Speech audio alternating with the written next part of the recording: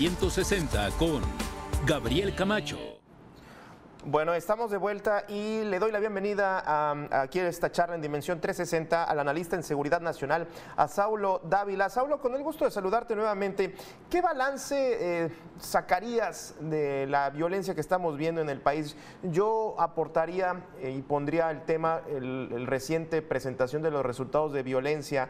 Me llama la atención que para el gobierno federal las cosas se están haciendo bien, pero en los datos reales, duros, no los otros datos, los datos, pues todo parece indicar que estamos teniendo en promedio entre 90 y 95 homicidios dolosos al día en este sexenio. Entonces, ¿qué balance le podemos sacar, Saulo? Con el gusto de saludarte.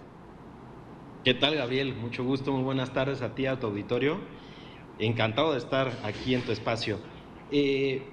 El balance es negativo, 100% negativo. Lo hemos visto desde que este gobierno, desde que esta administración comenzó. Los asesinatos han incrementado de manera drástica en México. Si bien es cierto que, como te escuchaba anteriormente la plática que tenían tú y Jimena, el gobierno en 2019 comenzó diciendo una estrategia de vamos a atender las causas y parecía todo en el papel muy bueno, pues la realidad es que 5 años más tarde es todo un desastre este país en materia de seguridad. Y sabes, también escuchando esa plática, no nada más es la violencia que se vive como producto del crimen organizado, sino también la violencia dentro de los hogares, la violencia en las escuelas, que es muy triste y que hemos visto cómo ha detonado últimos días, los últimos meses, que no se le ha puesto la suficiente atención. Incluso ha habido muertes en este caso por este tipo de violencia, la violencia que se vive todos los días. Creo que tristemente los mexicanos nos hemos acostumbrado a vivir en un ambiente de violencia, a vivir en un ambiente en el que preferimos no sabemos si el que está a un lado de nosotros al ir conduciendo va a reaccionar de manera violenta, si al ir caminando o en el transporte público alguien va a subir y va a reaccionar de manera violenta, o incluso si nos va a asaltar. Creo que en este sentido, si bien es cierto, los asesinatos se encuentran por las nubes, también lo es el robo a transeúnte, por ejemplo, con violencia, el robo a negocio con violencia, los golpes, las amenazas, la extorsión.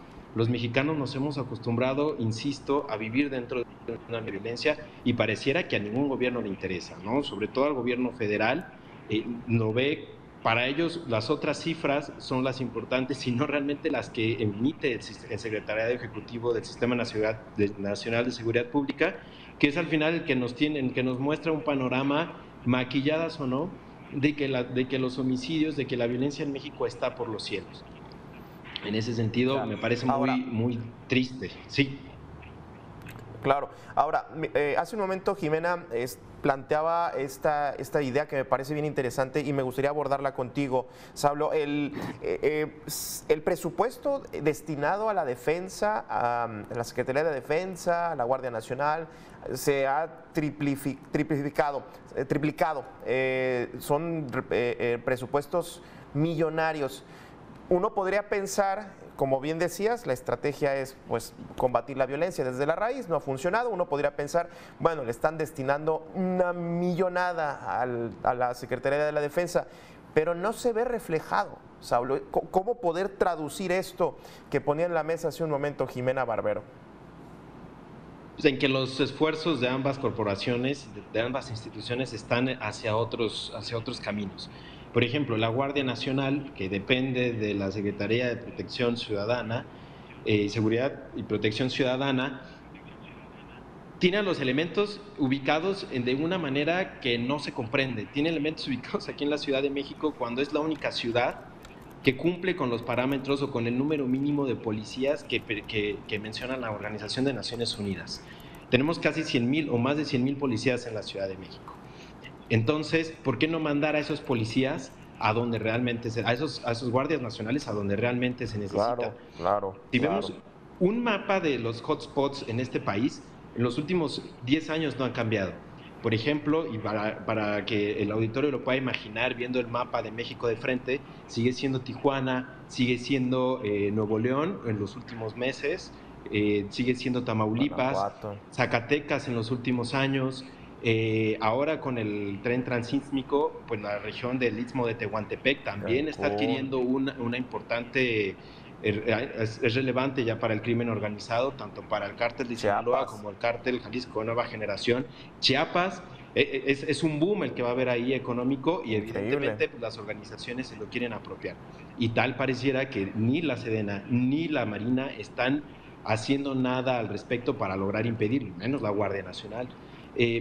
Esos son los aspectos que no se logran comprender dentro de la política de seguridad. Sí, ¿no? Los hotspots ahí están: Michoacán, Guadalajara, Jalisco, Colima, que es un estado que en este sexenio explotó de manera violenta, precisamente por el fentanilo y porque es el puerto más importante, el de Manzanillo, en toda América Latina, y por ahí entraban los precursores desde China durante la pandemia. Ahora se fabrica aquí el fentanilo, pero sigue siendo un punto álgido de violencia.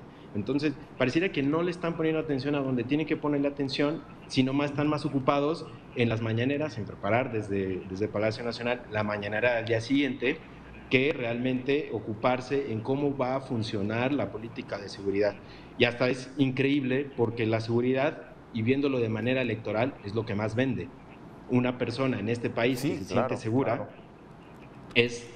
va inmediatamente a emitir el voto por aquel político que la hace sentir segura, que también es un buen maquillaje la percepción de seguridad. Al final es una construcción social, no refleja necesariamente la incidencia delictiva que se vive en esa región, ¿no? Entonces, pues es jugar por ambos lados.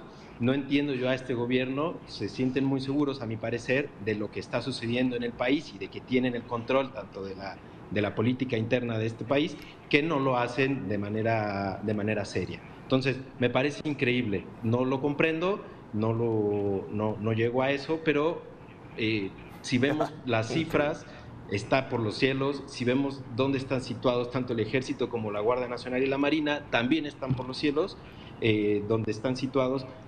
Cancún es un claro ejemplo también ahora, ¿no? Es un estado, es una ciudad en Quintana Roo que ha visto incrementar los niveles de violencia de manera drástica en los últimos meses, y es muy importante porque es el segundo destino turístico de este país, es el segundo aeropuerto más importante de este país después de la Ciudad de México, y es increíble que no se atienda ni siquiera en lo mínimo una zona que deja tanto dinero, tanta rama económica a nuestro país, ¿no?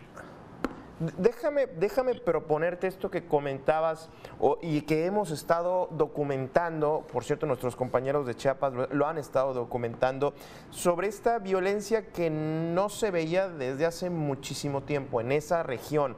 Ejecuciones al mero estilo del crimen organizado, ese tipo de imágenes las veíamos en otros estados más fronterizos, ahora es Chiapas, bueno, fronterizos con Estados Unidos, a eso me refiero. Desde tu perspectiva y esto que comentábamos, podría estar detonando económicamente con las obras del tren transísmico, de toda la obra del Tren Maya y todo eso. El crimen organizado ya observó que ahí hay algo, que hay negocio y se lo quiere o se lo está disputando. Estamos frente a una disputa encarnizada, Saulo. Sí, yo creo que es algo que hay que atender muy importante, es que el delito y el crimen en general es un acto razonado, no es un acto que se realiza de manera aleatoria o ahí se va, digámoslo, con un argot más popular, sino estas organizaciones, lo hemos visto en los últimos años, han adquirido incluso muchísimo más conocimiento y se han comportado, como ejemplo claro tenemos a los Chapitos, como una empresa y ya no tanto como la lógica del simple crimen organizado de principios de los 2000, de la década de los 90 y de los 80, que su única función era producir, mantener la zona que tenían y ya, era la venta y el trasiego de estupefacientes a los Estados Unidos. Ahora ya vieron que en los puertos hay dinero, que en la extorsión hay dinero, que en el tren Maya y en el tren transísmico hay dinero, y hay posibilidades de controlar las rutas las rutas carreteras de tren hacia los Estados Unidos, las van a controlar, y es algo lógico tanto para ellos que funcionan ya como una empresa, como para el gobierno, que no está haciendo absolutamente nada, o pareciera que no está haciendo absolutamente nada para impedirlo. El caso de Chiapas es un caso que nos remonta hacia 1994, hacia el 1 de enero. Es un estado que vive en pobreza, desafortunadamente, junto con Oaxaca y Guerrero, son los estados más pobres de este país, de los más bonitos, pero los más pobres, y en el cual pues está a nada y siempre ha estado a nada que cualquier chispa va a detonar. Ahora vimos imágenes la semana pasada y antepasada de la gente rechazando al Ejército y a la Guardia Nacional, tanto a la Policía Estatal también. Es normal después de todo lo que sucedió durante esos años, y de acuerdo al discurso de este gobierno pareciera increíble que tampoco se acerquen, haya una cierta concertación con las comunidades indígenas de ese estado para decir, a ver, se tiene esta situación de seguridad, lo que vamos a hacer es traer a tantos elementos para que salvaguarden la seguridad, para que salvaguarden a sus comunidades, y en conjunto con ustedes vamos a desarrollar una política de seguridad. Es increíble que no se haya hecho. Esto nos deja que ya todo el territorio es prácticamente posesión del crimen organizado. Hace unos meses, 3 meses, el comandante del Comando Norte de los Estados Unidos decía que 32% del territorio le pertenece a las organizaciones criminales. Hoy pareciera que es muchísimo más, porque las vías principales, tanto carreteras como vías, como puertos, como aeropuertos, son controlados por ellos, son gestionados por ellos. Ellos hacen, ellos mandan, ellos deciden qué entra y qué sale, en qué momento, y a ellos hay que pagarles. Si por sí ya los empresarios tienen que pagar por traer productos y por enviar productos, pues ahora tienen que pagar también al crimen organizado la misma cuota o más que al mismo gobierno, ¿no? Se vuelve una espiral en el que también parece imposible poder detener al crimen organizado. Está tan diversificado ahora que ya no basta con ir y quemar plantíos, sino ahora ya también construyen edificios, bienes raíces, gestionan comercios, hasta donde te vas a cortar el cabello ya también puede pertenecer a ellos, ¿no? Es increíble la manera en la que hemos dejado que esto suceda. Y viendo las imágenes que muestran ahorita en pantalla, somos un país, no quisiera decirlo de esta manera, pero parece que somos un país violento. Ciudadanos violentos, no me gustaría verlo así, pero estamos tan acostumbrados que es increíble poder decir otra cosa, ¿no? Claro. Saulo, te agradezco mucho esta charla, yo me quedo con esta, ¿qué le espera al país en los próximos años? Muchísimas gracias por esta charla. Está muy fuerte, Gabriel, y esperemos que mejore todo. Te mando un abrazo a ti y a tu auditorio y muchísimas gracias. Igualmente, de vuelta, pues ahí está Saulo Ávila, quien es analista político. Nos vamos a la pausa y regresamos.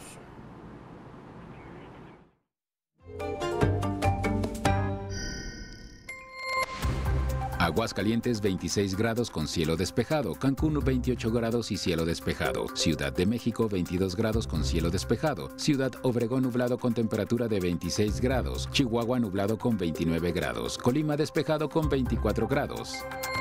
Culiacán despejado con 26 grados, Durango 25 grados con cielo despejado, Guadalajara nublado con 24 grados, Guasave cielo nublado con temperatura de 26 grados, Guanajuato despejado con 21 grados, Guaymas temperatura de 33 grados.